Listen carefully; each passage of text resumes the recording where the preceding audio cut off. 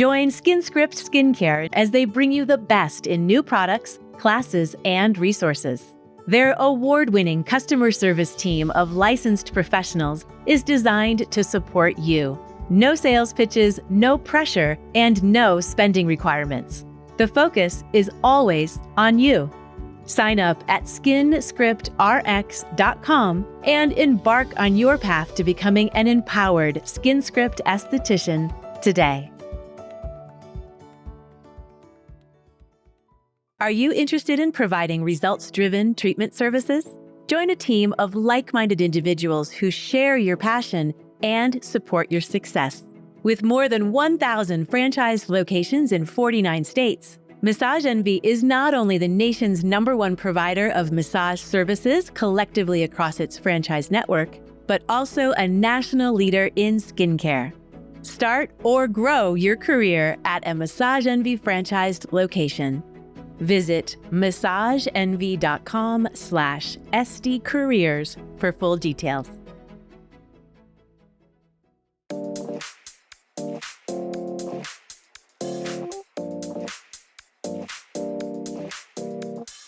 Hello and welcome to ASCP's Esty Talk. I'm your co-host Maggie Staszcuk and ASCP's program director. And I'm your other co-host Ella Cressman, licensed esthetician and content contributor for Associated Skincare Professionals. Ella, today we are tackling a topic that always gets estheticians talking. Should chemical peels be performed in the summer months? What's your initial reaction when you hear this question? Yes. Me too. Yes, why not? I mean, it's a very nuanced issue, right? It is. Yeah. So many estheticians, I think, at least when I'm chatting out in the wild, they feel cautious because of the sun exposure risks. But with the right precautions, it can be done safely. Would you not agree? Yes. And let's also understand that not everyone is frolicking all summer.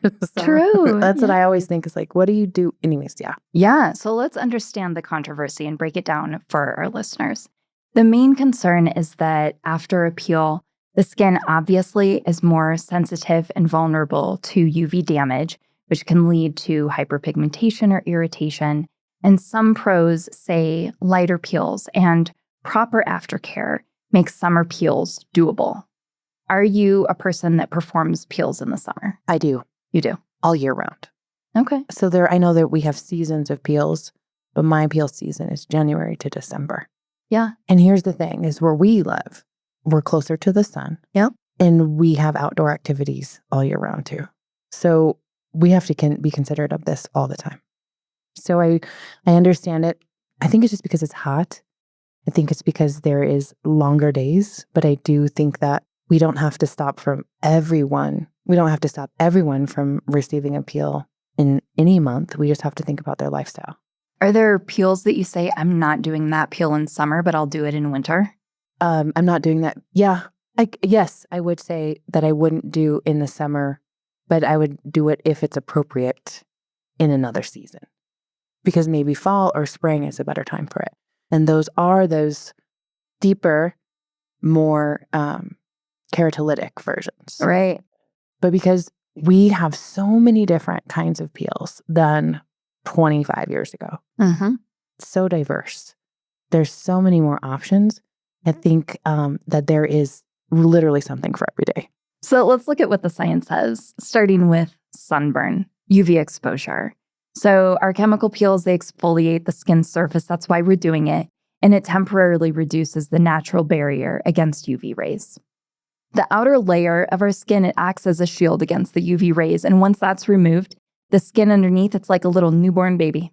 It's delicate, it's highly vulnerable to sunburn, hyperpigmentation, even potentially long-term DNA damage if it's not protected. So this is especially true, like you were saying, to those medium and deep peels, which can leave the skin sensitive potentially for a few weeks even. Yeah. Also, I think that chemical peels excite the skin. They turn on movement. They turn it on, basically, in the best of meanings here.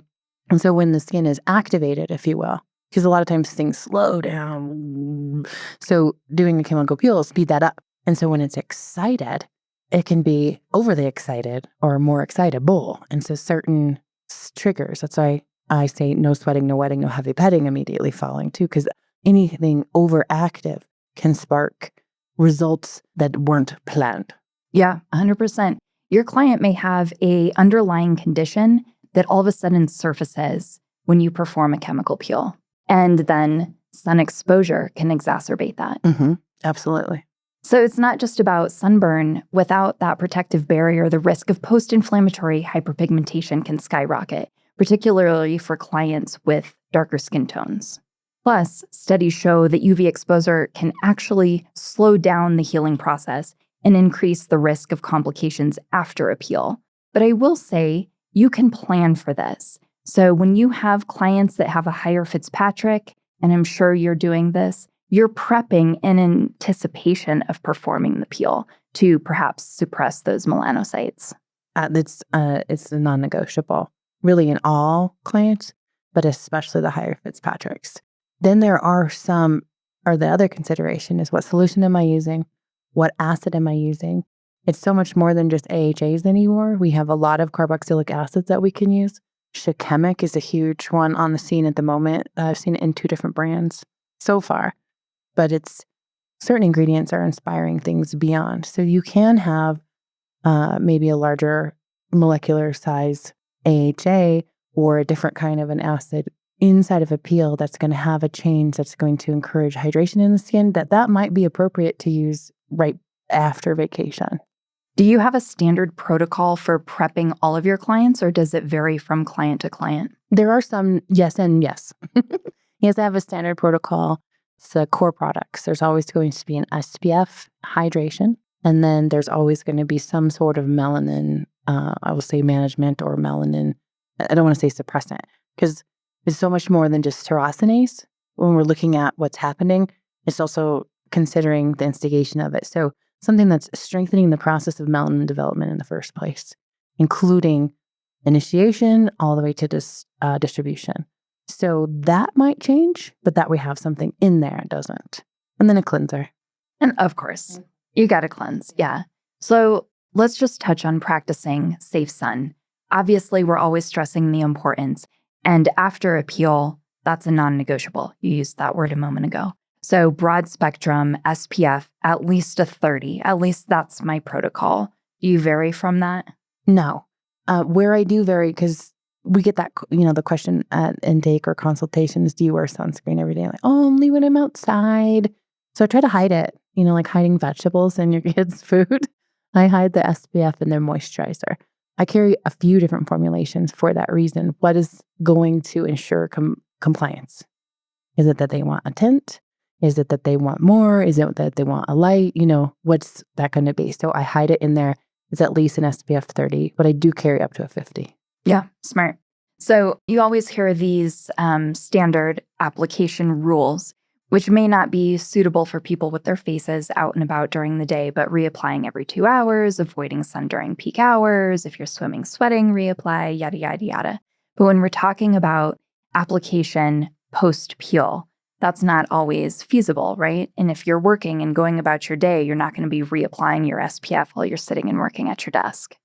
No, it's unrealistic, let's be honest. What I do suggest is something that's going to protect against UV and HEV, because those are really important. You're getting it underneath your light, you're getting it from your computer, depending on where you're working. So I don't know. This is just my opinion. I think you're fine. If you're still washing it off at the end of the day, I think that it's still protecting you. Not to say only apply once a day. Just for me, the thought of going to the bathroom on my lunch break, washing my face, and then putting back a full face of makeup the way that I want to present myself, that's counterintuitive. I think you're fine. I think you're going to be just fine. Don't worry about it. I agree.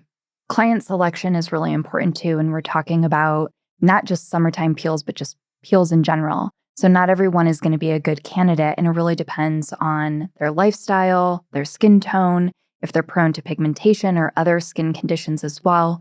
When you're going through your consultation, your client's coming in, maybe they're a first-time peeler, or it's been a really long time, what are your considerations for moving forward in the peel? I consider what they're on first and foremost, what they're using for home care.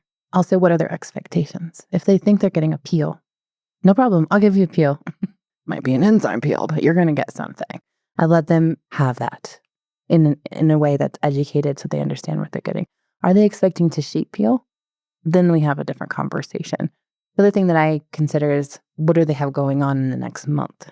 What is their commitment to coming back in to see me? So all of those things factor in. The very first thing we do is we talk about their home care, what's in it, are they ready for something? And then we discuss how they get ready. So it's team us. Team us can make this happen. And I think that provides an opportunity for an all-season relationship, if you will. Yeah, you mentioned those clients that come in expecting to sheet peel. And maybe expectations have shifted over the years, but I feel like so many clients come in with that expectation that they're going to be peeling like a snake and hoping to maybe even within the first peel really target those deep wrinkles, or if they have scars, pigmentation, and it's going to happen in a single session. But I think that the technology, if you will, or the chemistry with peels has changed. And you can get great results and not see that peeling. I 1,000 times agree. In fact, I've seen long-term damage from people who have previously had those peels. You can see it in their skin when they're even having a lighter treatment too. And then I still watch social media videos of people going, this is day 1 post XYZ peel. And I'm like, oh. And then they're like, this is day 3 because their face is all like dry and really obviously peeling. And I think you don't need that anymore. Yeah, you don't need that kind of wound. You don't have to have that. You might have, if you need that, and it's a very, very small percentage of clients that need that. To me, if you need that much, you're not doing home care. You haven't kept up on like treatments before, or you don't plan on having a relationship ongoing with me. So you would not be a good candidate for me, but I'll give you a referral to someone who doesn't have those same expectations, or I don't want to say standards because it's not the right word, but that same philosophy. Yeah, entirely. And we talked just a moment ago about providing alternatives. So it could be that they're getting an enzyme, or even starting with an enzyme and then building up to something more aggressive. Or a nanofacial. Like they might be nanoneedling appropriate. So they're getting something and they have that instant plump when they're leaving. And that's what they wanted. And then they're going home and they're preparing for a peel and they can come back. So, I love that. I love that. So we keep saying peels. We're using the word peels, but we haven't really thrown out any examples. And I am sure people are listening thinking, well, what peels would we do in the summer versus the winter? Okay, let's just say the formula is the formula is what matters. I could do a deeper peel on someone who doesn't go outside and doesn't have any big life events, coming up in the next 2 weeks. I could do that. But let's say somebody's just a normal patio, happy hour kind of summer in the park person. What I would do is, like I said, I just got a new Shikimic from a company. I love that one. I would do enzymes. There's this new honey one that's really cool too. It's a honey enzyme combination. So it's working on the barrier at the same time as brightening. Anything I'm doing is going to be considering brightening and hydrating. So enzymes, fat molecule AHAs like mandelics are going to be great. I would even go to some lactics, a low percentage lactic or a low percentage glycolic. What would you do? I agree with you. I love mandelic. I actually use a mandelic toner like every day of the week, which I know that's not a peel, people, but kind of still. And in the winter, that's when I am doing my TCAs or my Jesners, my heavier blends. High percentage. Yep, exactly, 100%. Yeah, those lower percentages are going to low percentage, little bit higher pH, like 3.5 range. Yeah. Lactic, I'm doing year round. What percentage? Oh, I don't know. Putting me on the spot, 30. Ooh, I might burn my face. I don't know. She pulled it out of her pocket. I did. I have my own views on lactic. It has to be low percentage for me because I've seen a lot of people welt from higher percentage lactics. Yes. Interesting. All Fitzpatrick's. Higher percentage lactic, in my opinion, I've seen this welting. Did I tell you I did it on my brother? I've never seen welting from a lactic. What brand are you using? Tell me later. No, but yeah, I've seen it and I'm like, what is going on? So I recently did it on my brother. Recently, like a couple months ago. And he's, back on the dating scene and trying to get zhuzhed up a little bit. I'm like, oh, you're going to look great. You're going to look great. And this is the third peel, right?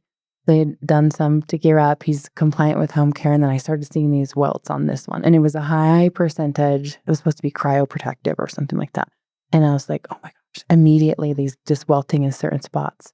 So I'm calmly removing it, internally freaking out. This is my brother. Oh my gosh. And so I was like, okay, calm down. And then the next day he's like, is this supposed to look like this? It was dark in certain areas, but he looks fine. He looks fine now. But for that, I just don't touch those high percentage lactics anymore. I'd rather layer. I'd rather use the lower percentage and layer with something else. Layering. So you layer your peels? Oh, yes. I feel like that's very controversial. Is it? Yeah. Oh, cool. Okay. Actually, I don't know if it's controversial. Everyone listening, weigh in if you agree or disagree. When I was in school, and even through the years that I was teaching, we taught layer your peels. But since then, and having practiced as an esthetician, I was taught by multiple educators that you don't do that. I love it. I love it. But you have to be very, very, very aware of what you're using. You have to be very familiar with each solution independently. Yeah. Before you start using them together. Also, doesn't like size of the molecule matter? Yeah, exactly. So you want, what is this for? First layer. Is it for water targeting dry skin versus oily skin? Yes. We'll say, for instance. Yeah. Let's just look at like using a salicylic, like maybe an on-off 10% salicylic would prepare the skin to better receive a mandelic. So at this point, you've got a mandelic large chain, maybe like a 3.5 pH, but when it's adjusting the pKa of it.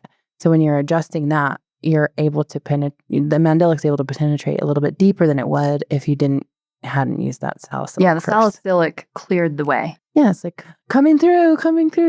And then how do you finish that off? So you have to be very familiar with your solutions, your formulas, know all the acids in there, know all the actives in there. So for that, I like to use really simple formulas for layering.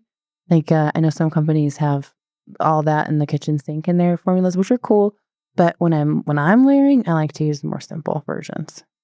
Now, listeners, we want to hear from you. Do you perform chemical peels in the summer? What's your approach? And have you faced any challenges? Share with us on social media through Instagram, Facebook, or by emailing getconnected@ascpskincare.com.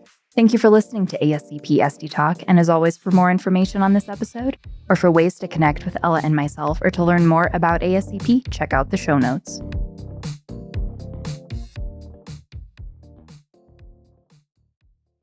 This podcast is sponsored by Lamprobe. Lamprobe is a popular aesthetic tool that enables skincare practitioners to rapidly treat a wide variety of common minor skin irregularities, or MSI. Red MSI treated by Lamprobe include dilated capillaries and cherry angiomas, yellow MSI, cholesterol deposits and sebaceous hyperplasia, and brown MSI treated include skin tags and more. Lamprobe MSI treatments are non-invasive and deliver immediate results. Lamprobe can empower your skin practice with these new and highly in-demand services. For more information, visit lamprobe.com. That's LAMPROBE.com. And follow Lamprobe on social media @Lamprobe.